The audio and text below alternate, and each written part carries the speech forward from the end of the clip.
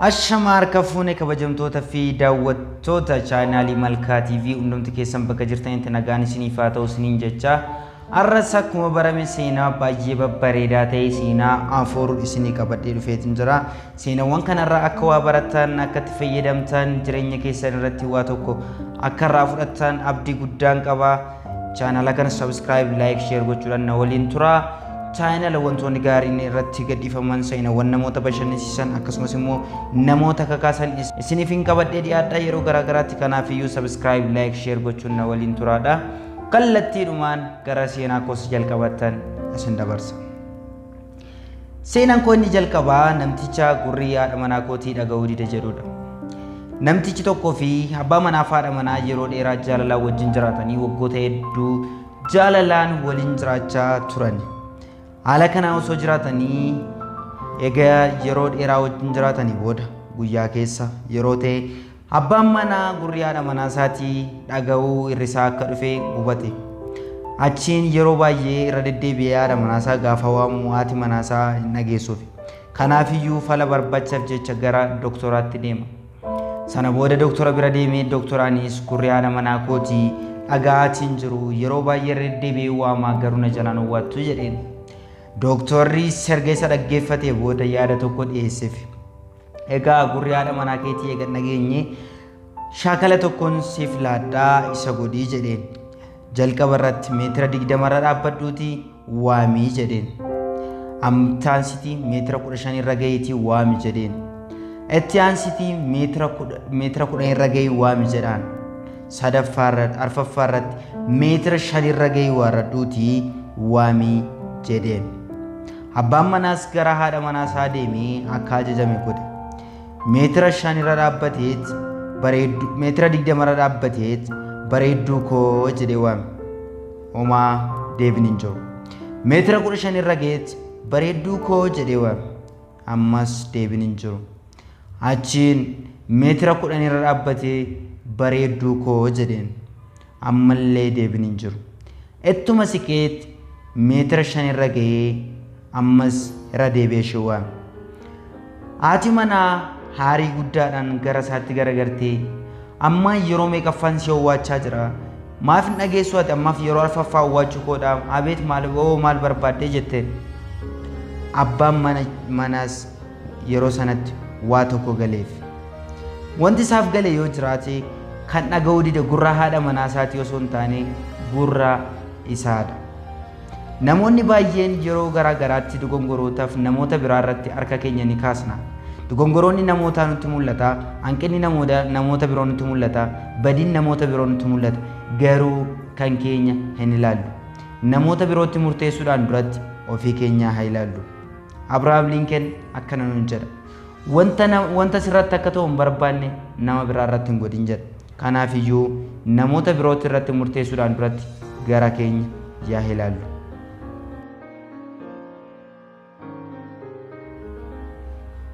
Lammaffaa dargaggeessa tokkotu fedhii milkaa'inaa guddaa qaburraan kan ka'e akkamittiin milkaa'uu akka danda'u yeroo baay'ee buusee baasee yaada ture. Achiin homaayyuu malli dhufuufee dhabnaan wanti inni qabu yookaan filannoo tokko qofa argate. Innis gara namicha ogummaa qabeessa jedhamee ogummaa guddaa qabaachuudhaan beekame tokko. Namoonni hundumtuu gara nama kanaa deemanii kan mariisan tokko deemee mariisuudhaaf yaale. Sana booda akkuma jedhe godhee gara mana namicha kanaa deeme. Achiin yeroo inni achi ga'utti namoonni baay'een ta'anii dabaree eeggachaatii jiru akkuma isaan nama kana mariisuuf kan jedhan. Namtichis dhufee egaa dabareen kee ganaadha. Aga dabareen kee sirra ga'utti oodhu jedhee bishaan maankatti guutee warra ta'etti bishaan kana osoo waa tokkoyyuu asirraa hin hir'isiin maankaa kanarraa osoo bishaan kun gasi jalaan nameen mana kana keessa deemtii daawwadhu koochuu jedheen. Mucichis bishaanicha maankarratti baatee manicha daawwachuudhaaf himale. Hin deeme manicha keessa. Sana booda erga daawwatee booda deebi'ee gara namichaatti dhufe. Amma mootii gaafa dhufutti namtichi gaafii gaafate. Innis gaafii kana jedhu isa gaafate. Mana kana keessa wantoota babbareedoo baay'eetu jira. wantoota dinqisiisoo hedduun jira siilee footoowwan yeroo dheeraa yookaan immoo bara dheeraa jiraatan kan seenaa gurguddaa qaban hedduutu as keessa jira maal agarte natti himi jedheen mucichi deebisee ana akkamittiin isa ilaaluu danda'a yoo naan isa ilaaluudhaaf jedhee bishaan ani maan karratti baadhee jiru kun na jalaa gadi nama waan ta'eef ani manicha osoo hin taane bishaanicha akkana jalaa gadi namniifan bishaanicha ilaalaa ture jedheen egaa akkas taanan jedheen deebisee warratee namtichi amma immoo irra deebiitii ammas bishaan kana osoo gadi naqin deemii daawwadhuu kootu jedheen hin deeme mucichi mana keessa deemee hin daawwate wantoota bocawwan babbareedoo manicha keessa jiran ni arge halluuwwan akkasumas immoo bocoota gurguddaa yeroo dheeraa lakkoofsan kan seenaa keessatti beekamoo ta'an hedduu ilaale sana booda eega daawwatee dhufeeti namtichatti deebi'ee itti hime wantoota jiran hundumayyuu waan arge hundumayyuu tokko isaatiin itti hime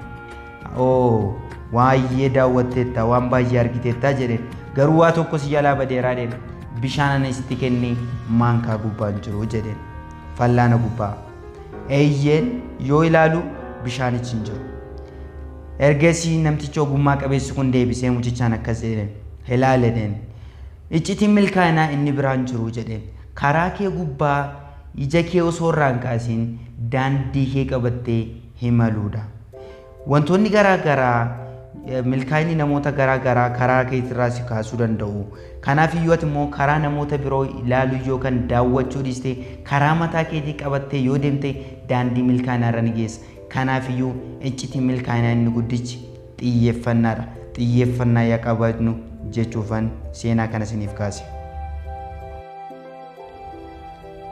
Sadaffaa cheekii qarshii miliyoona tokko seenaa dhugaa biyya Ameerikaa keessatti ta'e tokkon isin dhageessisa.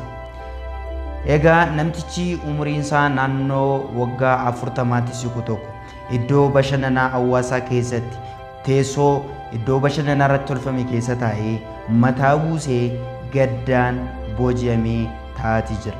Namni kun yeroo garaagaraatti biizinesiiwwan garaagaraa yaaleera. Yeroo biizinesii keessa waggoota muraasa biizinesiidhaan kan dabarse yoo ta'u garuu milkaa'uu hin dandeenye biizinesii isaa kasaararra bu'e. Kanarraan kan ka'e namni kun baay'ee gaddeera.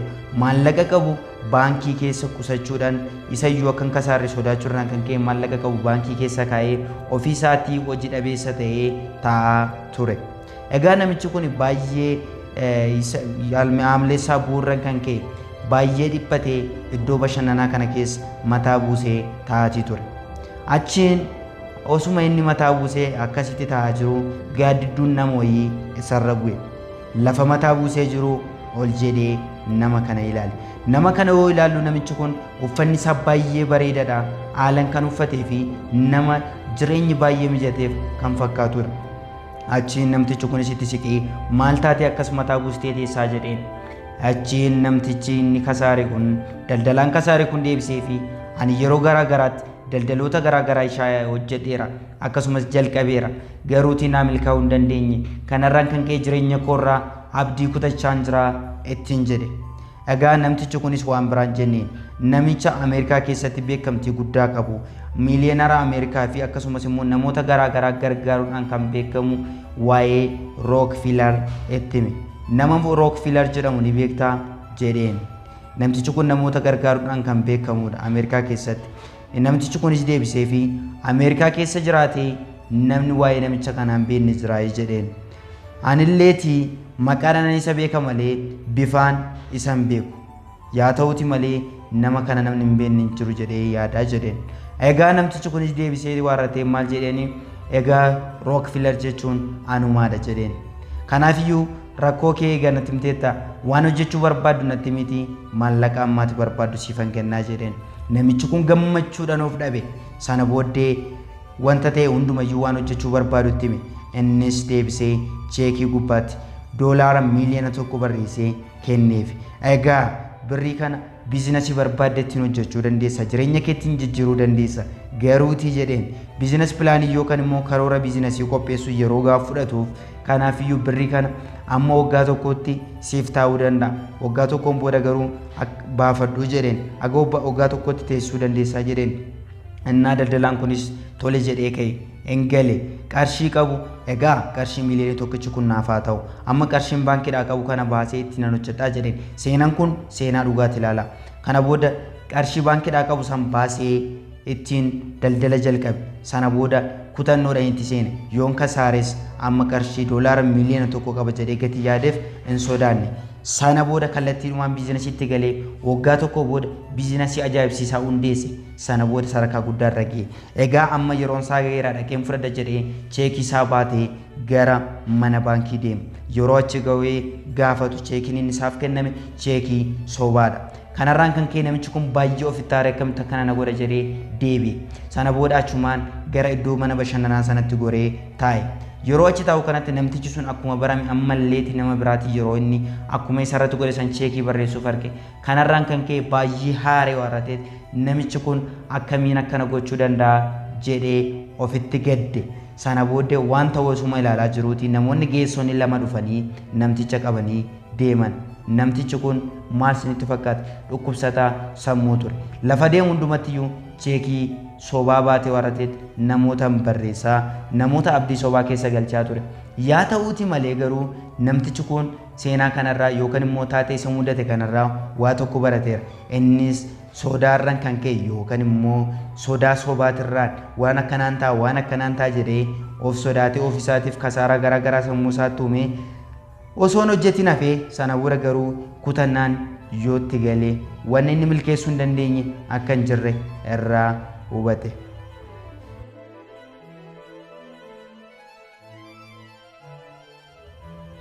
Arfaffaa simbirroo tokkotu mana namicha tokko gubbaa xaaraa isaa gubbaa yookaan baaxii namtichaa gubbaa ijoollee ishee wajjiniin itti tolee jiraachaatu turte.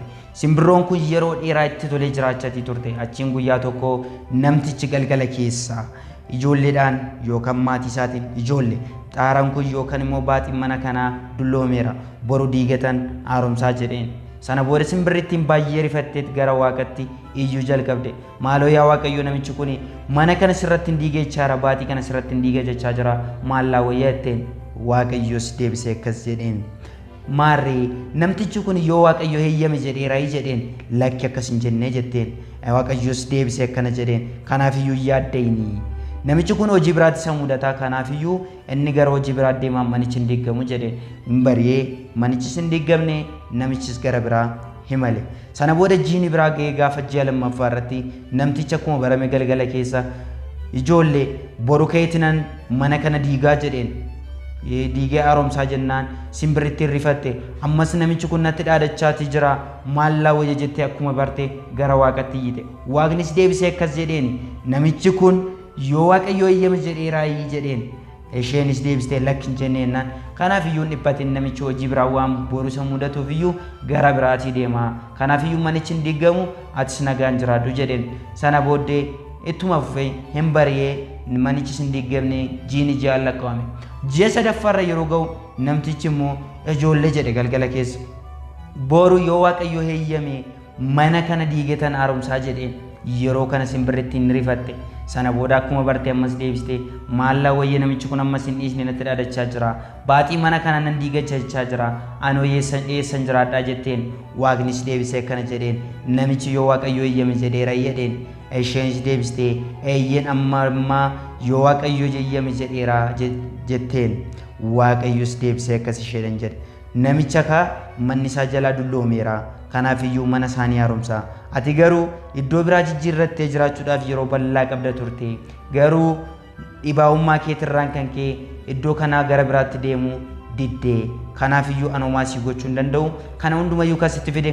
dhibaa'ummaa keetii jedheen egaa nutis namoonni baay'een sababoota garaagaraa dhiyeessina waa'ee hojii irratti waa'ee jireenya irratti waa'ee milkaa'inaati irratti sababoota garaagaraa dhiyeessina haalli yeroo mijatu haalli maallaqa hin qabu maal hin qabu sababoota garaagaraa dhiyeessina garuuti sababoonni kunniin dhibaa'ummaa keenyaaf kan dhiyeessinuudha malee nuti yaallan wanti hin danda'amne hin jiru nuti banuu barbaannan balbaloota hedduutu jira kanaafiyyuu dhibaa'ummaa dhiisnee gara hojiitti haaseennu jedha egaa kabajamtoota daawwattoota chaanaalii malkaatii fi hundumti keessan seenaa kanarraa akka waa barattan abdii guddaan qaba seenaawwan biroo argachuudhaaf subscribe like share godhaa viidiyoon ani gallakkisu akka isin bira ga'uuf immoo mallattoo bilbilaa tuqaa yeroo gaarii naaf ta'a akkanan isin jaaladhu siniyyuu ni beektu yeroo gaarii